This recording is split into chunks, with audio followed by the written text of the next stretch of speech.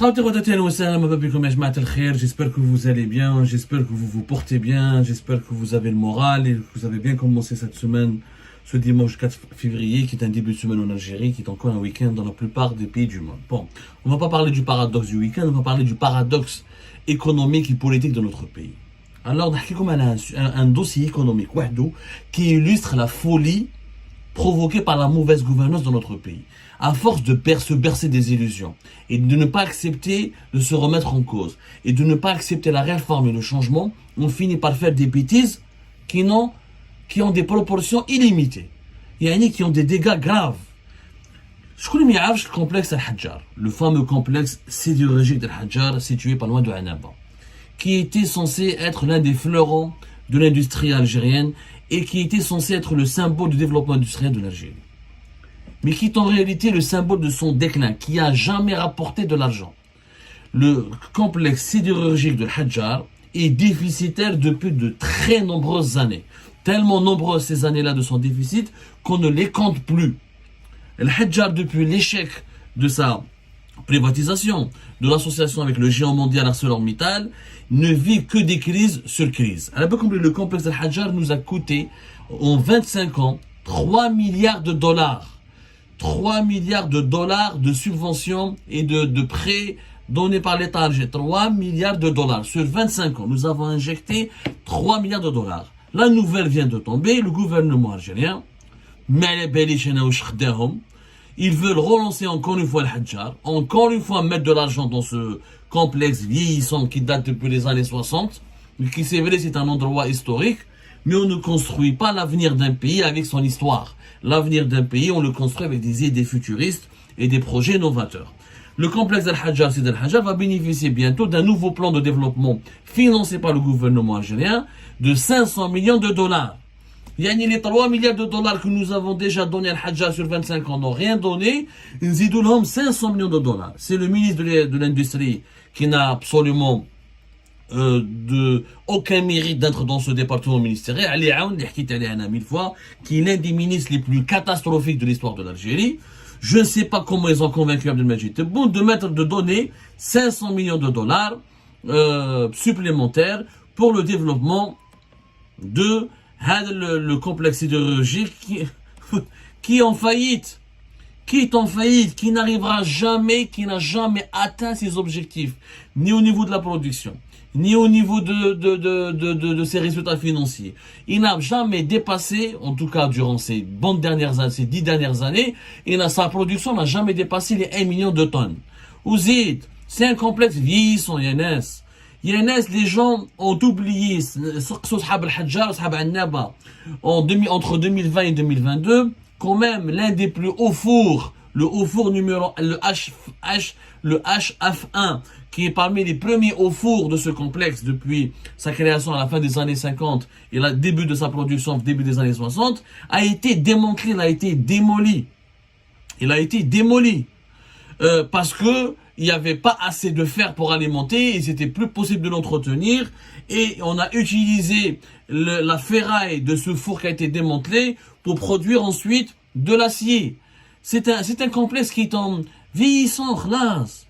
Et je mets à le complexe, l'Algérie continue à dépenser de l'argent pour entretenir des vieux projets qui datent des années 60. C'est vrai que début des années 60, il y avait la fameuse SNS, à l'époque, avant l'indépendance du pays. C'était une société française qui s'appelle la Société Bonnoise de sidérurgie qui gérait le projet d'Al-Hadjar. 64, l'Algérie crée sa propre société étatique publique, qui fait la première société publique. C'est la Société Nationale de Sidérurgie, la fameuse SNS, qui a formé pas mal d'ingénieurs et de grands spécialistes de l'acier, etc. Mais malheureusement, jusqu'en 1980, jusqu'aux années 80, avant même octobre 88, avec la création en 1983 de Sider et la reconstruction de l'industrie algérienne était morte, moribonde. Il n'a jamais été rentable. Il y a eu pas mal, en 1995, il y a eu une nouvelle restructuration. On m'a dit qu'en 1999, ils ont créé 25 entreprises à partir de Sida Al-Hajar dans l'industrie sidérurgique. Ça n'a pas marché. En Badika 2001, ils ont créé une nouvelle entité. En Badjet, ArcelorMittal, en 2004, ils n'ont jamais pu travailler. C'est un géant mondial, ArcelorMittal. Il a échoué dans certains pays, mais il a réussi quand même dans pas mal de pays. ArcelorMittal, c'est un véritable géant mondial. C'est parmi les numéros 2 ou 3 du secteur de la sidérurgie. Il n'a jamais réussi en Algérie. C'est quand même, il est présent dans plus de 60 pays. C'est 158 000 salariés à travers le monde. C'est un chiffre d'affaires qui dépasse normalement les 60 milliards de dollars. Mais, en Algérie, ça n'a pas marché. Bon, voilà, le chiffre d'affaires, depuis 2018-2019, c'était plus de 66 milliards de dollars. Donc, ArcelorMittal, on a beau le critiquer, c'est vrai qu'il n'a peut-être pas réussi. Voilà, ArcelorMittal, maintenant, c'est 79,8 milliards de dollars. C'est un groupe c'est vraiment parmi les 3 plus grands groupes dans la sidérurgie mondiale. Ils ont essayé, ArcelorMittal, l'Algérie, de 2004 jusqu'à 2016. En août 2016, ArcelorMittal ont tout cédé à leur partenaire, au groupe Imetal, qui est un groupe étatique. Ils ont quitté l'Algérie et depuis août 2016, c'est devenu une société totalement étatique, alors qu'entre entre décembre 2004 jusqu'à 2013, c'était le groupe ArcelorMittal qui avait 51%. Octobre 2013, ArcelorMittal change la dénomination de l'entreprise et signe un nouveau pacte d'actionnariat et c'est le groupe algérien Sidel qui devient majoritaire. Octobre 2015, ArcelorMittal, le nouveau groupe étatique et Metal, qu'ils ont, à chaque 5 ans, 10 ans, l'Algérie entretient des sociétés étatiques moribondes, on change les dénominations, on leur crée des nouvelles filiales, on les regroupe autour de nouveaux holdings, ou de nouveaux groupes, on les appelait les SGP auparavant, les sociétés de gestion des participations, holding, à chaque fois on change les dénominations. Mais c'est les mêmes pratiques. Société étatique, consomme beaucoup de crédits publics, production industrielle très faible exportation, satisfaction des clients quasi nulle, on n'arrive même pas à couvrir les besoins du marché national, on est obligé donc d'aller importer, ou là de privilégier des groupes étrangers. Donc, de 2004 à 2016, ArcelorMittal n'ont pas réussi, et moi je le dis, même si ArcelorMittal, ils ont des pratiques pas très saines et on peut les critiquer, mais c'est à cause de l'Algérie. L'ArcelorMittal n'a pas réussi essentiellement en Algérie à cause du sabotage. Les syndicats ils font que des grèves, la mafia t'as le faire, on sabote l'effort de Hadjar pour voler la matière première et la vendre sur le marché parallèle. ArcelorMittal, sont devenus fous. En Algérie. Comme beaucoup d'investisseurs étrangers qui n'ont jamais pu prospérer. Donc la faute incombe à l'État algérien. Oui, ArcelorMittal peut être critiquable encore une fois, mais il a réussi la majorité écrasante de ses investissements dans le reste du monde. Il a réussi. Sinon, il pèserait pas plus de 70 milliards de dollars de chiffre d'affaires. En Algérie, ما خلاوهاش يخدم. عاود ولات كما يقولوا البقرة عاود حليمة تعود إلى عادتها القديمة. Donc, l'État algérien a dépensé, durant ces 25 ans, 3 milliards de dollars de subventions directes de financement, de prêts, son taux d'intérêt, des dettes, etc. ArcelorMittal, quand elle a quitté l'Algérie en 2016, elle a laissé une dette de 60 millions de dollars. Elle n'a pas laissé les déficits depuis. Il n'y a même pas de chiffres. Ils refusent, quand on demande des chiffres, ou là, quand on essaie de comprendre comment ça se passe, mais on ne parle de chiffres. Des déficits de plusieurs milliards de dinars. 5000 et quelques emplois qui sont pratiquement des emplois fictifs parce qu'on n'arrive même pas à exploiter tous ces emplois. C'était une catastrophe, l'Hadjar. Donc, pourquoi lui donner encore une fois 500 millions de dollars alors que ce groupe, il faut faire le deuil de l'Hadjar. Il faut l'enterrer ce projet. Sincèrement, il faut l'enterrer. C'est simple. Les investissements dans ce complexe ne servent à rien. Ou on le privatise à 100%.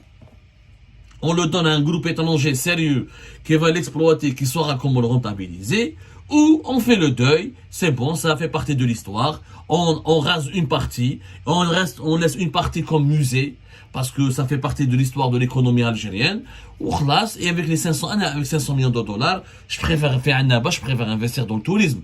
Je fais une marina, je fais des complexes hôteliers, je fais des centres commerciaux. Au moins avec le tourisme, j'ai la certitude que je peux rentabiliser ces 500 millions de dollars et que je peux ramener des touristes, que je peux ramener des Algériens de l'étranger, que je peux créer des emplois. Je vais investir encore 500 millions de dollars dans un complexe qui est déficitaire depuis des décennies et qui m'a déjà coûté 3 milliards de dollars de subventions et d'aides. C'est de la folie. C'est de la folie, Yannis. Yannis, on est en train de jeter de l'argent par les fenêtres. On ne rentre dans les détails techniques parce que le Hadjar, combien la production de TEO, elle a chuté de 30-40%, les équipements qui ont été rachetés qui n'ont jamais été rentabilisés, la formation humaine, ou ou les chiffres d'affaires. On ne rentre même pas dans ces considérations parce que c'est clair, net ou les gens de la sidérurgie, ou les économistes algériens, ou tout le monde connaît le dossier Hadjar. Tout le monde. ما كاش واحد اللي ما يعرفش يعني le dossier Hadjar. Tout le monde. Mais on en a parlé pendant des décennies. Ça fait depuis la fin de la décennie noire où on dit Hadjar il faut le privatiser, il faut donner à des étrangers. Ah non, l'État ne peut plus. L'État n'est pas là. L'État n'est pas là pour investir. L'État n'est pas là pour. L'État n'est pas là pour développer, créer une industrie. L'État est là pour compter un régulateur. Ce n'est pas à l'État d'investir. L'État il a des hammams, l'État il a des hôtels, l'État doit construire des logements, l'État doit faire avoir l'armée, Non, l'État s'occupe des services publics. L'économie c'est aux investisseurs étrangers et privés. على انت لي 500 مليون دولار تخرجهم من خزينه الدوله جيب un investisseur étranger comme le font tous les pays qui veut se développer. Ramène un investisseur étranger, ادخل معاه en participation, participe avec à hauteur de 50 millions, sans بصح ما نروحش نرمي انا يا جماعه ما نروحش نرمي انايا 10 millions de 500 millions de dollars. Le dernier déficit, le dernier chiffre qu'a عدد déficit تاع financier تاع الحجار c'est 14 milliards de dinars. En 2019 هذه 14 milliards de dinars, c'est voilà, c'est quand même 10 هذا الديفيسيت تاع 2019 برك 2019 برك 14 milliards de dinars, l'équivalent de 10 millions de dollars. وين راح نزيدوا نروحوا بها يا جماعه؟ انا ما فهمتش. Qu'est-ce que vous voulez qu'on des déficits à chaque année? Hadjar n'est plus utile à l'Algérie. Il faut enterrer. Nous avons échoué l'aventure de la sidérurgie de Hadjar. Il faut investir maintenant dans d'autres secteurs. La sidérurgie, elle a de l'avenir en Algérie, mais pas avec les capitaux de l'État. Pas avec la gestion de cette société étatique. On veut voir Blara, quand même, 2 milliards de dollars d'investissement. On veut faire le fameux projet totalement fou, tel Bilet, qui va nous coûter 30 milliards de dollars avec tout l'écosystème qu'on doit développer. Ken Toshieli, qui ne cesse d'investir, il a commencé avec 1,5 milliard de dollars. Maintenant, ce sont les étrangers qui doivent venir chez nous avec leur propre argent.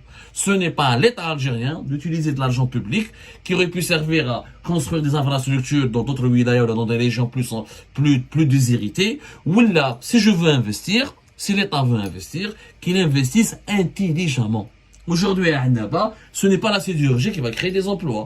Le tourisme peut créer des emplois. Avec la Shtaibi, avec tout ce que nous avons comme paysage de folie à Annaba, Annaba pourrait devenir l'une des perles, l'une des stations balnéaires les plus séduisantes de la Méditerranée. Nous avons 500 millions de dollars dans un complexe sidérurgique où le principal four a été démantelé entre 2020 et 2022. Je n'ai vu aucun pays au monde qui gère son économie de la sorte. Je n'ai jamais vu un pays à travers le monde qui s'auto-sabote, qui jette de l'argent par les fenêtres et qui continue à administrer son économie comme durant les années 70. Voilà. L'économie, demandez à des experts. Nommez des vrais ministres. Demandez à des compétences. Il y a d'autres filiales plus importantes, les nouvelles technologies, le tourisme, les industries d'assemblage et de montage. La sidérurgie a là encore de l'avenir, mais avec des capitaux étrangers et du savoir-faire managérial de groupes internationaux. C'est comme ça où ça se passera, où là on va continuer à encaisser les faillites et à collectionner les déficits.